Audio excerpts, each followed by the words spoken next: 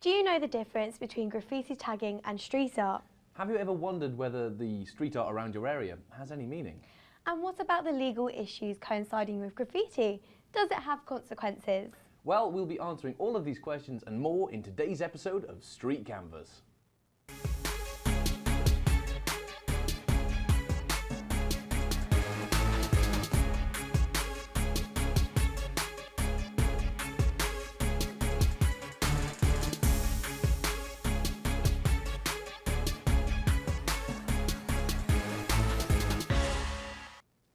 Hello and welcome to Street Canvas, a show that focuses on looking at the different types of graffiti and street art around us here in Portsmouth.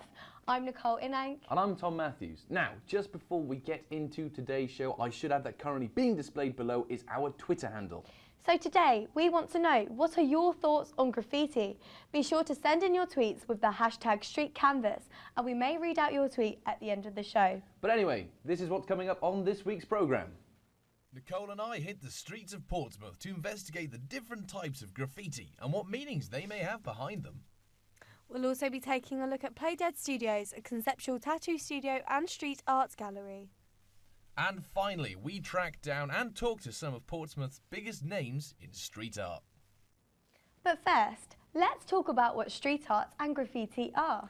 Well, the word graffiti was first coined by the New York Times in the mid-70s, and most of the time they appeared to be drawings or writing that had been scribbled, scratched or painted onto a wall or other surfaces which are usually in public view. Well, the first drawings on walls appeared in caves thousands of years ago. However, the first real examples of graffiti appeared in ancient Greece and Rome, when people began to write their names and protest poems on walls. The colourful, bold and bright graffiti that we now know of today first appeared in Philadelphia, to which then by the late 60s it had reached New York. This was when the art style really took off, as people started to write their names or tags on surfaces all over the city. The reasoning behind this was that those who were involved with street gangs or crews were able to mark their territory. However, it could be argued that this was merely a form of protest art. This was as a form of expression. It could be said that this has and still does run deep within the world of graffiti and street art. Yes, but despite now knowing about the origins and the meaning behind the whole concept of graffiti, how can we put this into context with where we are today? Well, street artists often travel around the world to spread their designs and political views.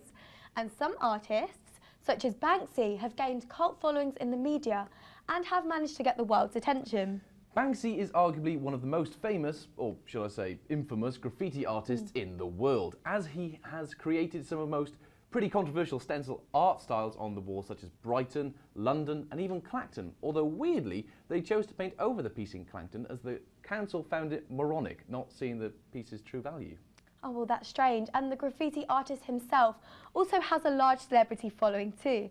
A few names include Brad Pitt, Kate Moss and even Justin Bieber. And do you know what, Tom? He even got a tattoo of Banksy's work back in 2014. Absolute loser. Oh, I was planning to get one, but okay. Anyway, about Banksy, that's enough of him. What about graffiti in our local area? So to answer this question, a few weeks ago, Nicole and I decided to set out on a mission to walk around Portsmouth to see if we could find different types of graffiti and street art in our area.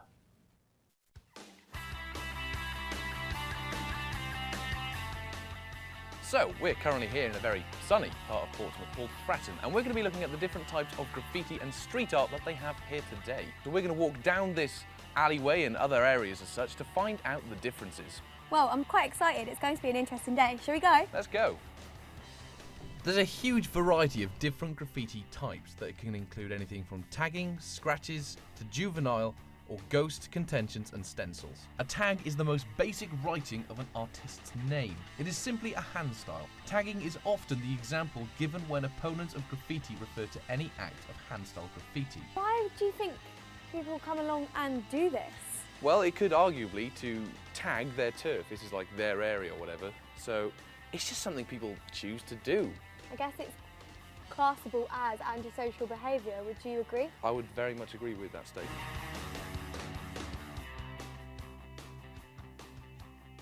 So here we are in Palmerston Road, and we've obviously come across a lot more different street art compared to what we've just seen in Fratton.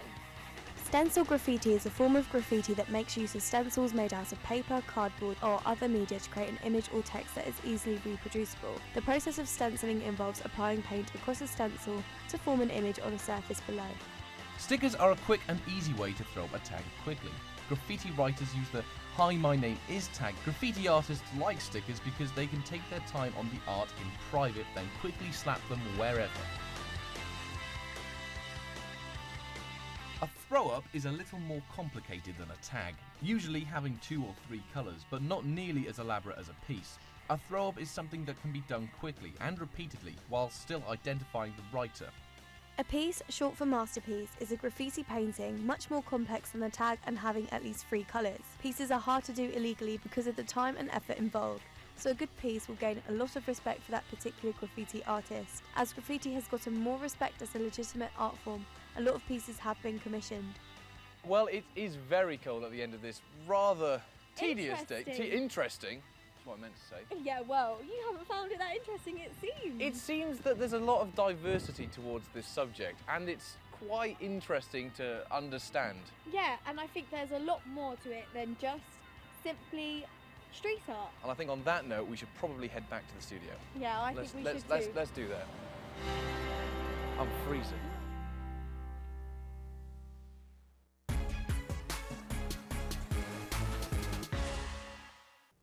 Well, as we just saw there, it seems quite clear that Portsmouth is definitely home to some fantastic pieces of graffiti and street art. Yep, I agree. But despite us both being able to find a large handful of variations of the art style, there were a few that we didn't necessarily see or mention.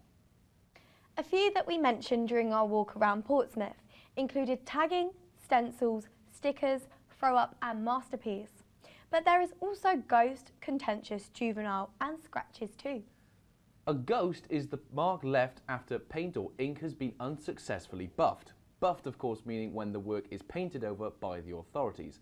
Then there's contentious, which is offensive to members of the community and can include racial, political, religious or obscene content. Fortunately, we didn't see any of that, but juvenile is generally written in marker pen and can include phone numbers and lists of people's names.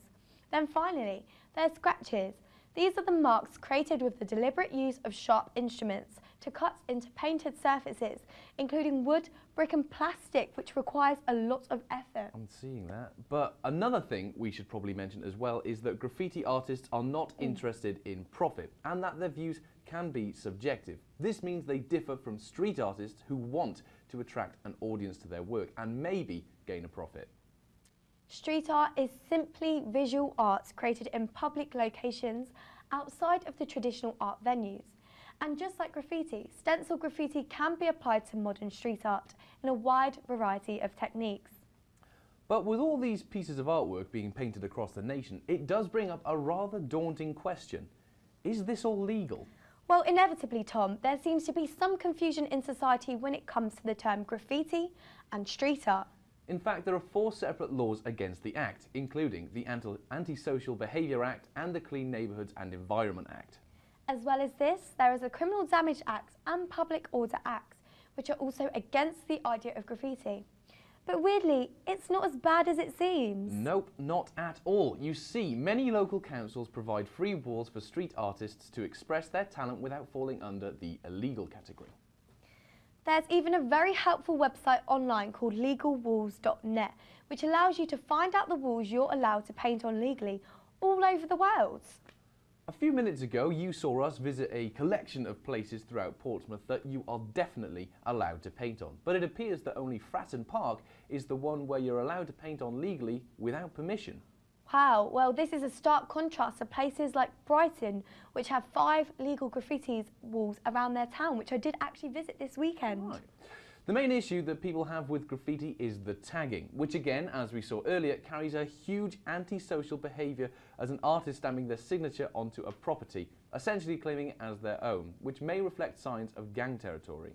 However, because of this, people in local communities have decided to try and help fight back about this generalisation by creating street art exhibitions to encourage those wanting to do graffiti or street art legally. And so, whilst looking into this topic, some of the crew managed to get into contact with a graffiti artist called Samo, who's not only a street artist, but is also a tattoo artist too. That's right. So we decided to head down to Samo's tattoo studio and art exhibition to see just what it was all about.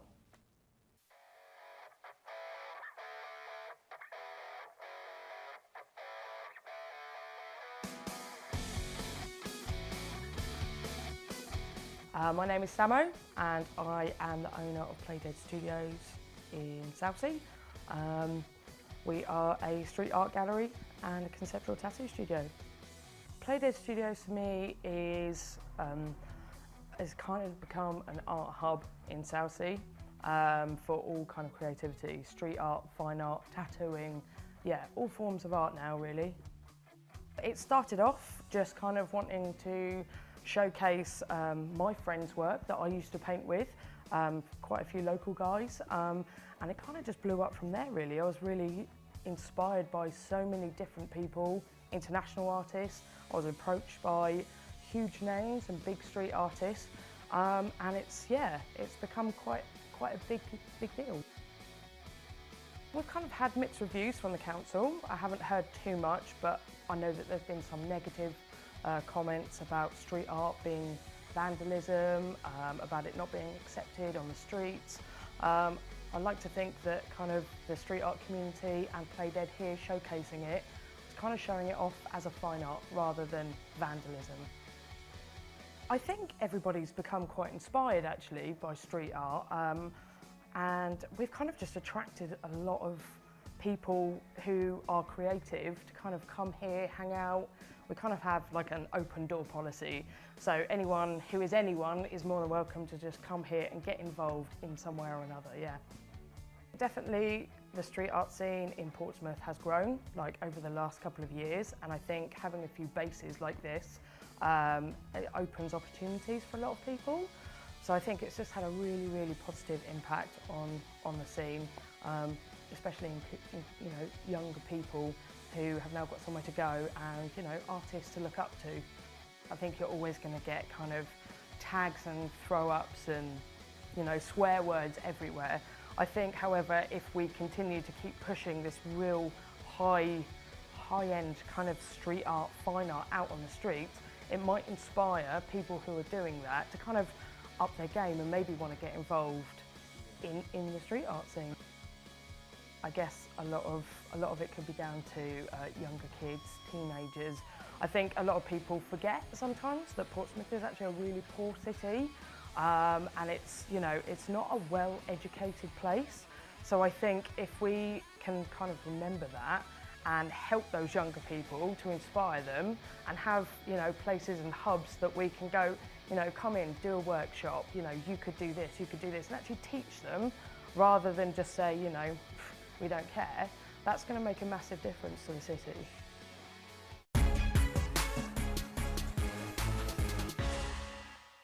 Now, before we move on, I would just like to add that when our director actually got back from that shoot, he said that the one thing that really stood out to him was their clear passion when working with the community. In fact, there are weekly sessions that they organise for the children in the area to come along to the studio and paint drawings onto the boards so that they can express themselves. Personally, the whole concept of this does sound like a good idea, as it can help the public become more aware of the differences between street art and graffiti. Not only this, but it also helps people understand that not all the work they see on the walls is vandalism. But anyway, right at the start of the show, we asked you to tweet in your opinions of what you think about graffiti. So let's over to Nicole now, who's over in the tweet room, to see if we've actually got any replies. But also, I'm curious, Nicole, what are your thoughts about Playdead Studios? Thanks, Tom. And to answer your question, from what we've seen previously, it's the tagging type of graffiti that seems to ruin a lot of other pieces of work.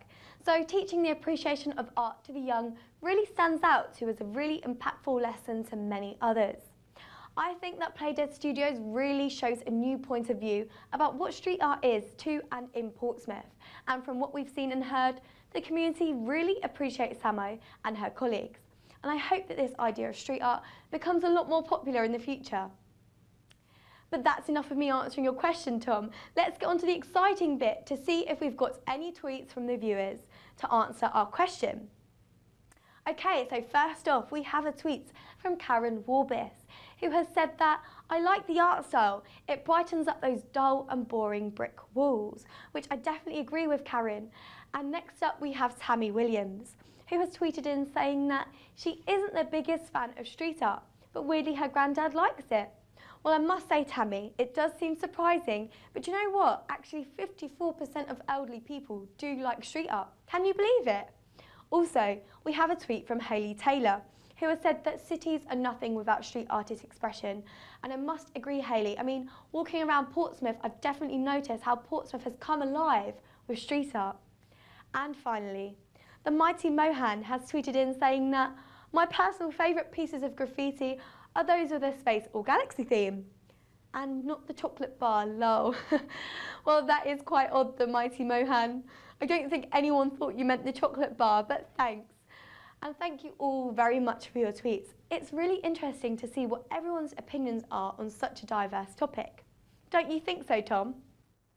Yeah, sure. I'm just a bit surprised that Tammy's granddad actually liked the art style, that's all. Anyway, earlier on in the show, Nicole and I went out for a walk around the streets of Portsmouth in search for different types of graffiti and street art. And luckily enough, we found some great pieces of art.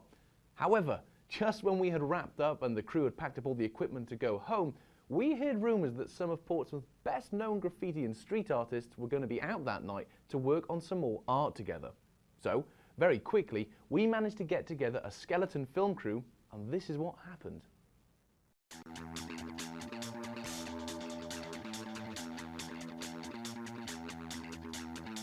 I'm Lefty, or Lefty Sketch Designs. I've been under that name for about a year.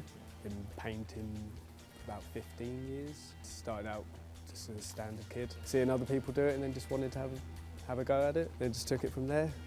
Stopped doing it when I was at uni, focused on photography, and I hated it. So I started painting again, just started cracking on, and then met Fark and all the other guys last year. A little kid bought one of my prints off me and asked to meet me down at the tea tray. That's when I met Fark, and that was about a year ago. Obviously other artists have got massive meanings behind all their work and all their... I generally just do it because I enjoy it and it's fun, that's about it. Some people draw out a whole piece. I generally just look at what I'm painting on and then just kind of wing it. So it's just... do it. I know what colours I'm going to use, I know where the lines are going to go.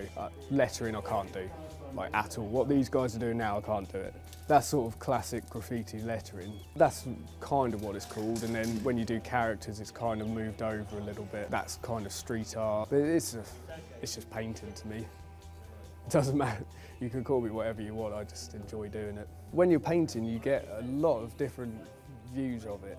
So when you're painting down here, you get a lot of the elderly, they love it, absolutely love it. Over 60s, love it.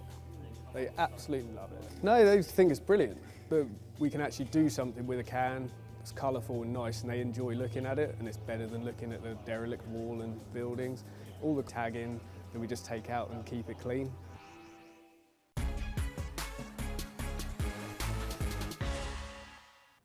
Oh, I'm still gutted that I wasn't able to make that shoe. It was fantastic. There were lights, spray cans, bicycles, woolly hats, bearded men. Bearded men? God, I've really missed out. Are you done now? Yeah.